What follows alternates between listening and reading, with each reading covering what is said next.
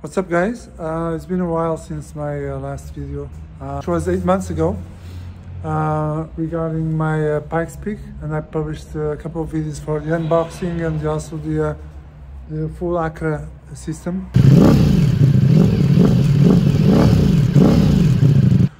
It's been 8 months since I've been riding this bike, so I decided to make a video about the review, 8 months review, likes, dislikes, the mods, the extras, so all my experience with this motorcycle since my ownership.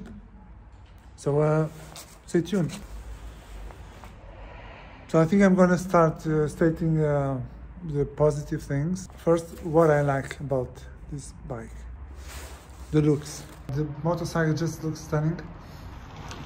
I've been using this motorcycle for over 8 months. And I must say that people really look a lot, and they come and start chatting about it and asking questions everywhere I go. I've been on the road trip for Poland for over almost 2,000 kilometers, and it was like a head turner everywhere I was going. So the looks are really amazing, and it's one of my, I think, one of the strongest points of this motorcycle. The second thing that I like, the performance, both in terms of power and the setup of the motorcycle. It's plenty of power. 170 horsepower is more than you can use, at least outside the track, and it really does its job very well.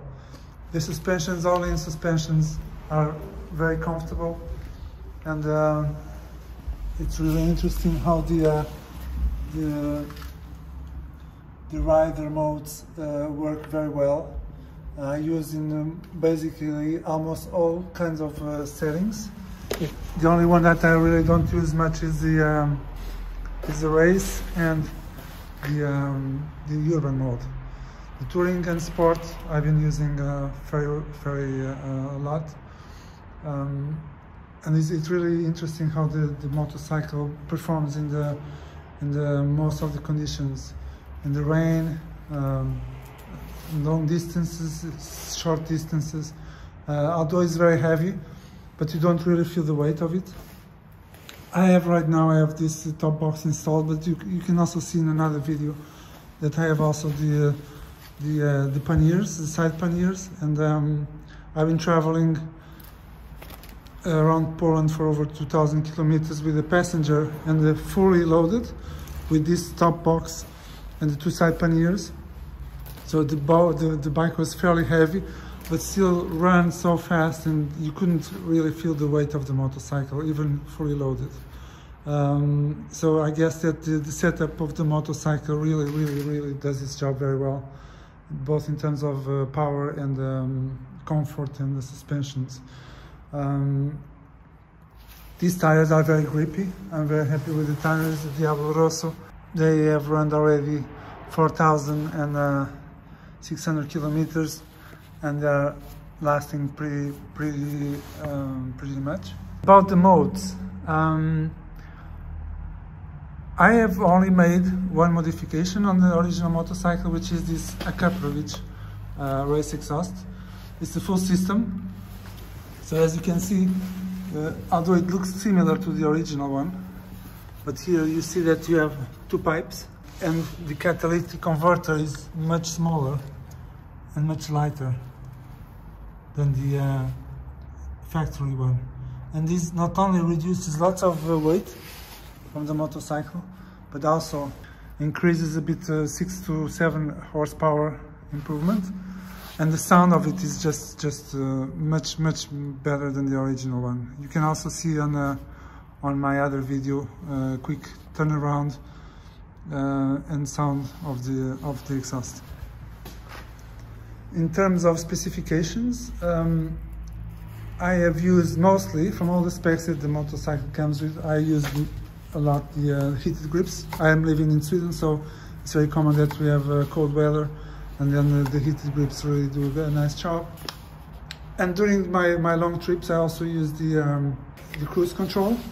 The cruise control really does a nice job, because it really releases your right hand from the throttle because after several hours with the throttle, it taxes a little bit on your wrist.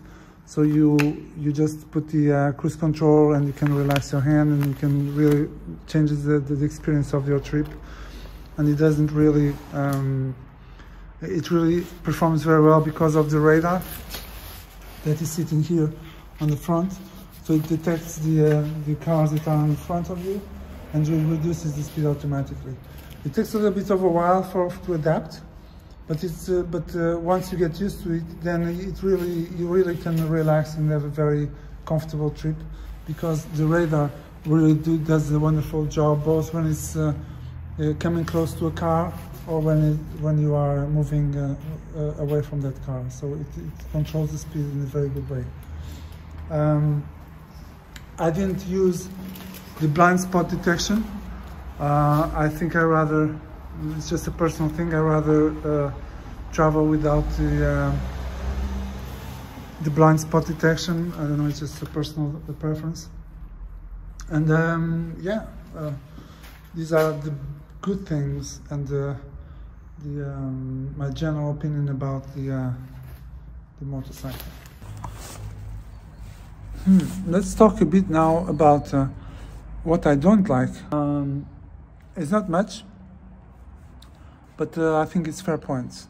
So what I don't like, of course, besides the price, which is a little bit pricey, but that takes us to another question: is it worth it? If you have the money, if you can afford it, then you should absolutely go for this one.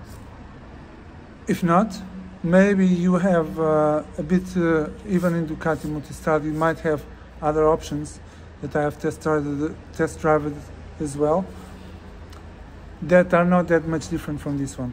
You get what you pay for, and in this case I think it's worth every cent, but it's still lots of money. So, but what I don't like, one thing that I don't like is the fuel range. So this motorcycle consumes quite a lot.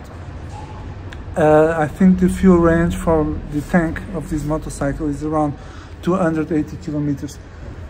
I think for this kind of motorcycle, I would call it a sport touring. I wouldn't call so much an adventure bike, but more like a sport touring. I think that I would expect like at least 300 kilometers of fuel range. This one delivers only 280. Another thing that I don't like so much is, maybe it's just a personal experience, is the app connect. Very often I have troubles to make it actually work from my mobile phone to connect with the dashboard. In the end, I just ended up basically not using the map, the GPS, through the dashboard. What I usually ended up doing is basically to put my phone here, like I have a USB there, and then I just put it here, and then I navigate with the phone here with Google Maps, which is not the best solution. But sometimes on the go, it's faster for me to put the GPS here and ride it than going to the Ducati Connect and try to set up the connection and then put the maps there, and then it just I don't know, it just feels it doesn't work so good. In terms of extras, of course I had the top case, which takes lots of space. So we were 2 passengers rounding across Poland, around Poland, and we need to take lots of luggage. So here is plenty of space for 2 helmets. There were also 2 side panniers on the sides. One of them on the opposite side of the exhaust takes also a space for another helmet, and the other one, because of the exhaust, is a little bit less limited, but still takes plenty of storage room. These cases were purchased with the liners. That is very useful to put the clothes, and you just, when you reach the hotel, you open the pannier, you take the luggage on the bag, and then you take it with you. I will make another video later on with these extras. if you guys want to see and have a closer look about it, I'll be glad to share it with you.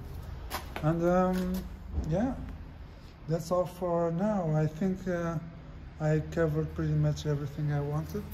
But the overall idea is that I'm very glad with the purchase. I call it the best bike I've ever had, and I tell it to everyone. And this one is a keeper, and I really hope I will be able to have lots of fun in the future and travel a lot with it, because it really is my pride and joy. Thank you so much for watching. See you soon. Bye.